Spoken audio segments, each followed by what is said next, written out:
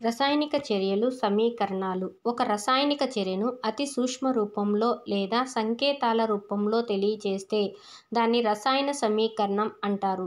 రసాయన సమీకరణంలో కుడివైపు ఉన్న పదార్థాలని క్రియాజనకాలు అంటారు. రసాయనిక సమీకరణంలో ఎడమవైపు ఉన్న పదార్థాలని క్రియాజన్యాలు అంటారు. రసాయనిక చర్య జరిగినప్పుడు ఉష్ణం విడుదలైతే ఆ చర్యలనే ఉష్ణమోచక చర్యలు అంటారు. రసాయనిక చర్య జరిగినప్పుడు ఉష్ణం గ్రహించబడితే ఆ చర్యలని ఉష్ణగ్రాహక చర్యలు అంటారు. Calcium oxide plus H2O, calcium oxide CaO plus H2O gives rise to calcium hydroxide CaOH twice. Zinc plus hydrochloric acid gives rise to zinc chloride plus hydrogen gas. Sodium sulphate plus barium chloride gives rise to barium sulphate plus sodium chloride. ఒక రసాయన సమీకరణంలో క్రియాజనకాల సంఖ్య క్రియాజన్యాల సంఖ్యకు సమానంగా ఉంటే ఆ రసాయన సమీకరణాన్నే తుల్య రసాయన సమీకరణం అంటారు. Propane plus oxygen gives rise to carbon dioxide plus water.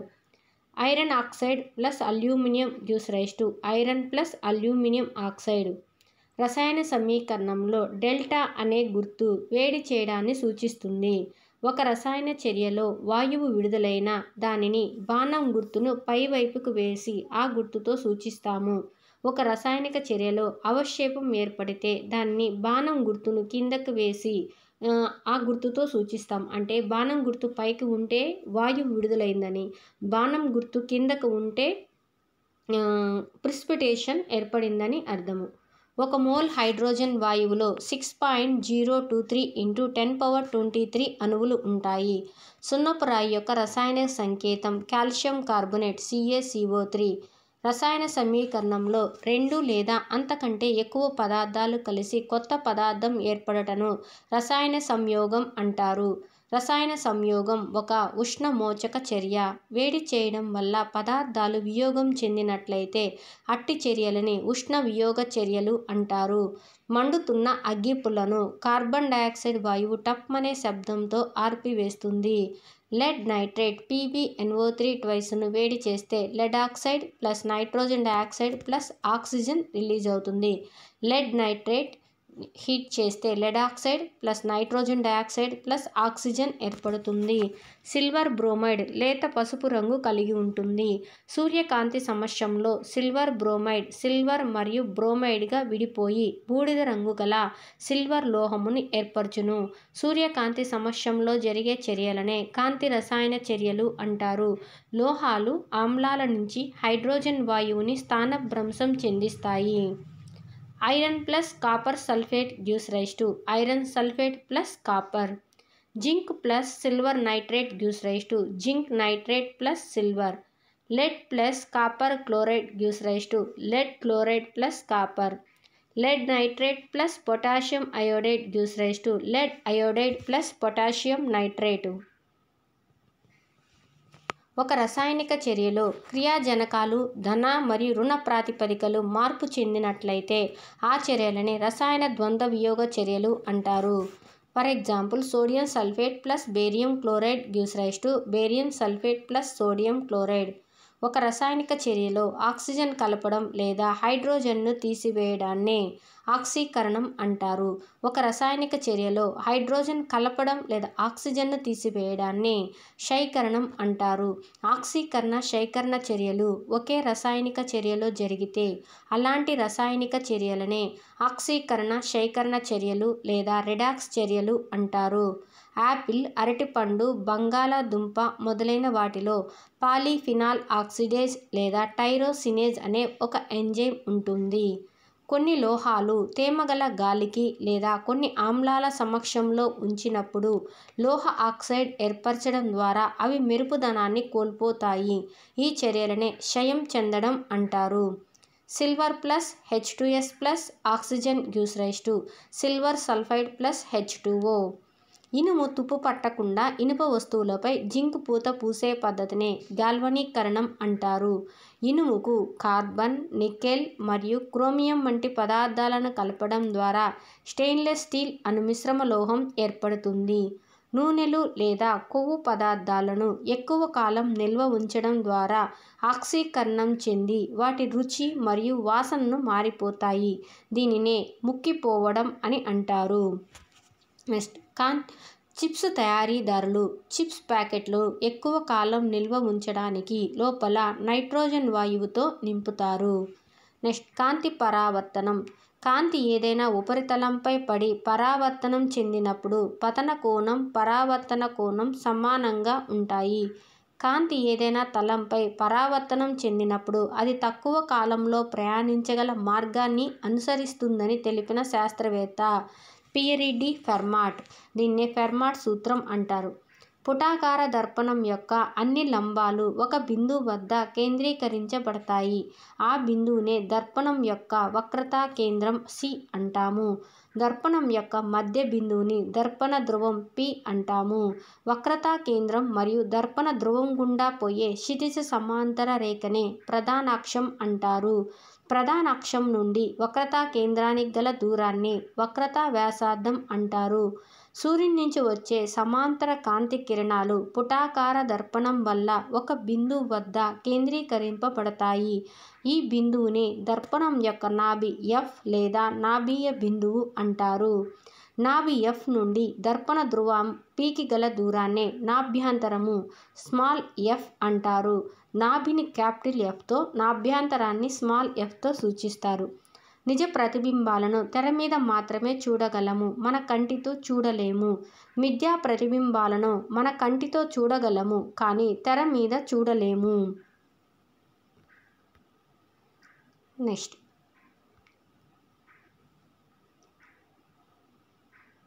నాభి నుండి దర్పణ ధ్రువానికి గల దూరాన్నే నాభ్యంతరము అని అంటారు. వస్తువు పరిమాణం, ప్రతిబింబ పరిమాణాల మధ్య సంబంధాన్ని తెలియజేసే దాన్ని ఆవర్ధనము అంటారు. ఆవర్ధనాన్ని ఎంతో సూచిస్తారు. ఆవర్ధనం ఎం ప్రతిబింబం ఎత్తు బై వస్తువు ఎత్తు మైనస్ ప్రతిబింబ దూరము బై వస్తువు దూరము. ఆవర్ధనం ఎం HI/HO అనగా ఇమేజ్ యొక్క హైట్ అన్నమాట. ప్రతిబింబం ఎత్తు బై వస్తువు ఎత్తు మైనస్ ప్రతిబింబ దూరము v బై వస్తు దూరము u అంటే m HI/HO minus v/u.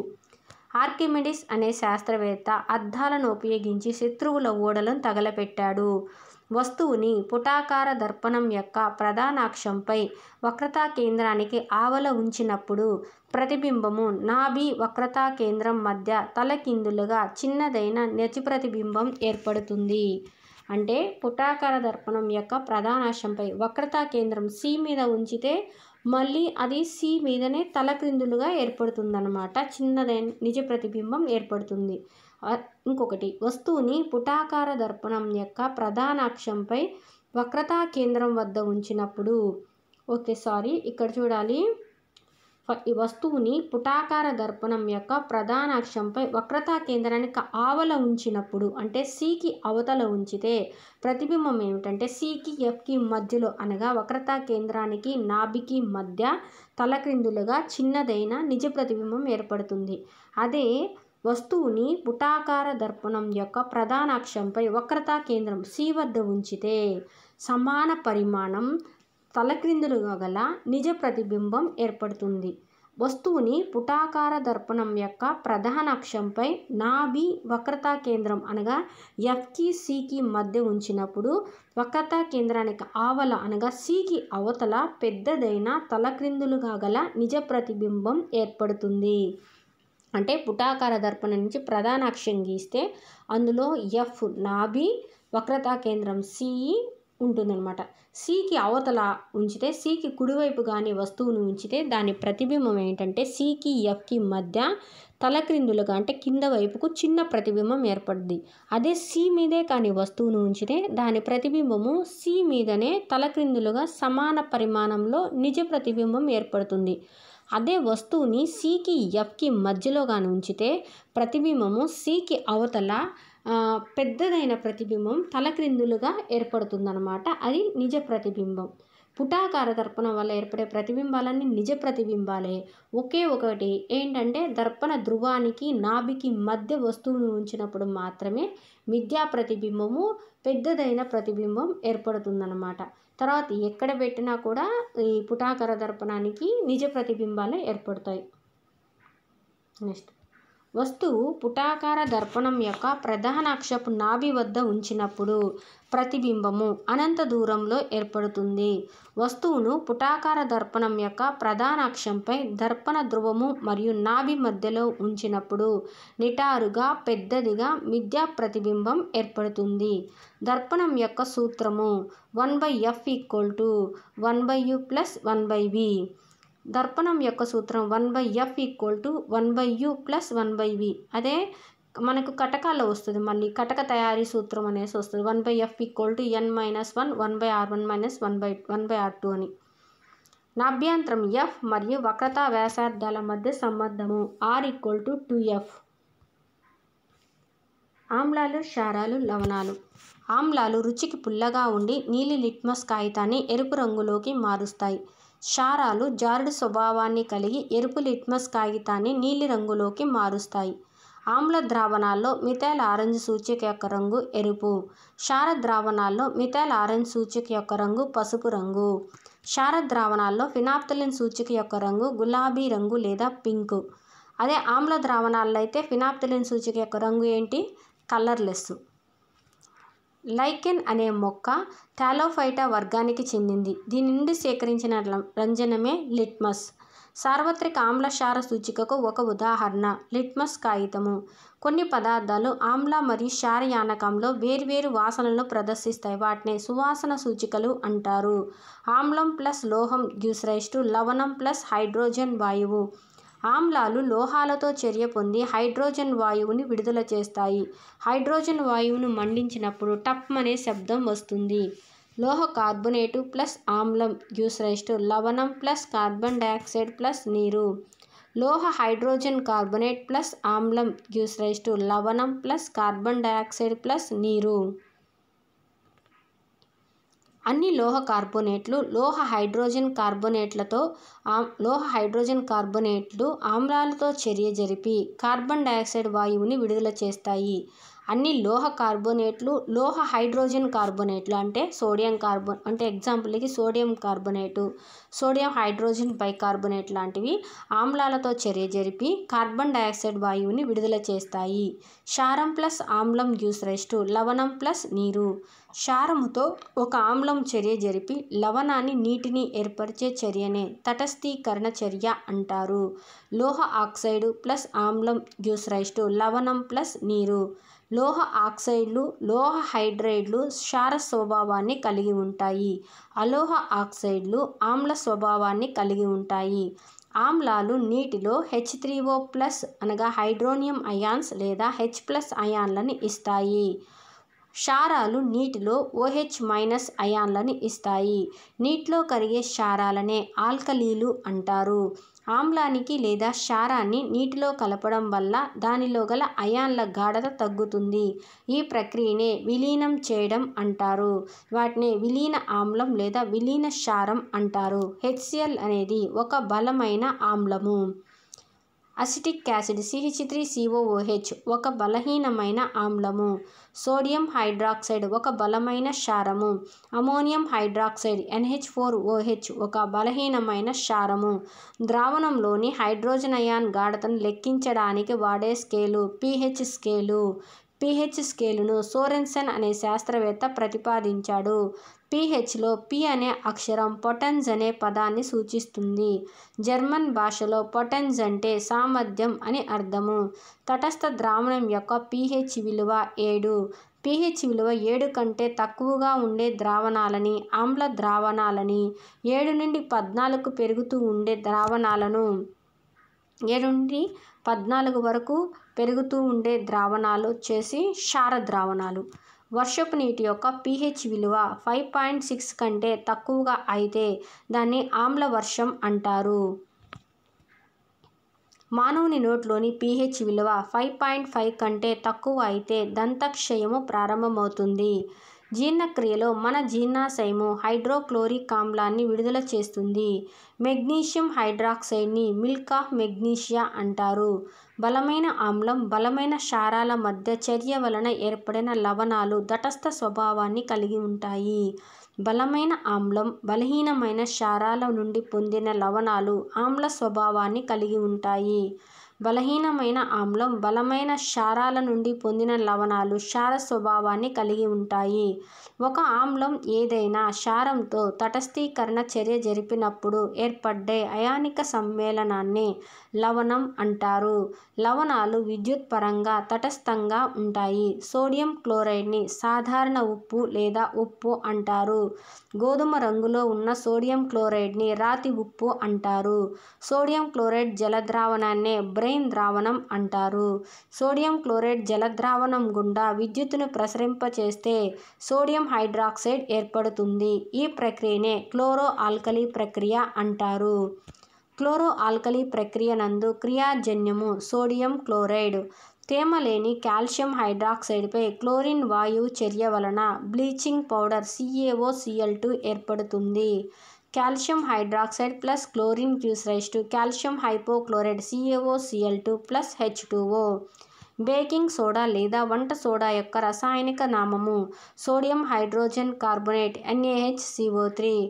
Sodium chloride plus H2O plus CO2 plus NH3 gives rise to ammonium chloride plus sodium hydrogen carbonate NH4Cl plus NaHCO3. వంట సోడా క్షయం చెందని ఒక బలహీనమైన క్షారము. వస్త్ర పరిశ్రమల్లో కాటన్ మరియు నారలను విరంజనం చేయడానికి, కాగితం పరిశ్రమల్లో కలపగుజ్జును విరంజనం చేయడానికి, ఉతికిన బట్టలను విరంజనం చేయడానికి బ్లీచింగ్ పౌడర్ను ఉపయోగిస్తారు. బ్లీచింగ్ పౌడర్ను రసాయనిక పరిశ్రమల్లో ఆక్సీకరణిగా ఉపయోగిస్తారు. బ్లీచింగ్ పౌడర్ను త్రాగే నీటిలో క్రిములను సంహరించడానికి క్రిమి సంహారిణిగా ఉపయోగిస్తారు. క్లోరోఫామ్ తయారీలో కారకంగా బ్లీచింగ్ పౌడర్ను ఉపయోగిస్తారు. బేకింగ్ సోడాను టార్టారిక్ ఆమ్లం వంటి బలహీనమైన తినదగిన ఆమ్లంతో కలపగా ఏర్పడిన మిశ్రమాన్నే బేకింగ్ పౌడర్ అంటారు. అగ్నిమాపక యంత్రాల్లో సోడా ఆమ్లంగా బేకింగ్ సోడా సోడియం హైడ్రోజన్ కార్బోనేట్ని ఉపయోగిస్తారు, అనగా NaHCO3. దెబ్బలు తగిలినప్పుడు గాయాన్ని కుళ్ళిపోకుండా చేసేది మరియు బలహీనమైన యాంటీసెప్టిక్గా బేకింగ్ సోడాని వాడతారు. సోడియం హైడ్రోజన్ కార్బోనేట్ బేకింగ్ సోడాను యాంటాసిడ్లో ఒక ముఖ్యమైన అనుఘటకంగా ఉపయోగిస్తారు. వాషింగ్ సోడా యొక్క రసాయనిక నామము sodium carbonate Na2CO3 10H2O. Sodium chloride plus H2O gives rise to sodium chloride plus H2O gives rise to. ఇక్కడ ఇది రాంగు. సోడియం క్లోరైడ్ H2Oతో కలిస్తే సోడియం కార్బోనేట్ 10H2O అన్నాడు. ఇది రాంగు, తీసేయండి ఈ లైను. గాజులు, సబ్బు, కాగితం పరిశ్రమల్లో మరియు బొరాక్స్ వంటి సోడియం సమ్మేళనాల తయారీలో వాషింగ్ సోడాను వాడతారు. ఒక లవణం యొక్క ఫార్ములా యూనిట్లో నిర్దిష్ట సంఖ్యలో ఉండే నీటి అణువులనే స్ఫటిక జలం అంటారు. ఆర్ద్ర కాపర్ సల్ఫేట్ రసాయనిక ఫార్ములా CuSO4 5H2O. ఆర్ద్ర కాపర్ సల్ఫేట్ రసాయన ఫార్ములా CuSO4 5H2O. నీలి రంగులో గల ఆర్ద్ర కాపర్ సల్ఫేట్ను వేడి చేయడం వల్ల స్ఫటిక జలం ఆవిరై కాపర్ సల్ఫేట్ యొక్క తెలుపు రంగులోకి మారుతుంది. ప్లాస్టర్ ఆఫ్ ప్యారిస్ యొక్క రసాయనిక నామము calcium sulphate hemihydrate CaSO4 H2O. Plaster of Paris తెల్లగా ఉండే ఒక చూర్ణ పదార్థం. దీని నీటితో కలిపినప్పుడు జిప్సం CaSO4 2H2O అను దృఢమైన ఘనపదార్థంగా మారుతుంది. మన శరీరంలో విరిగిన ఎముకలను తిరిగి సక్రమంగా అతికించడానికి వేసే కట్టులో డాక్టర్లు దేన్ని ఉపయోగిస్తారు? ప్లాస్టర్ ఆఫ్ ప్యారిస్ను ఉపయోగిస్తారు.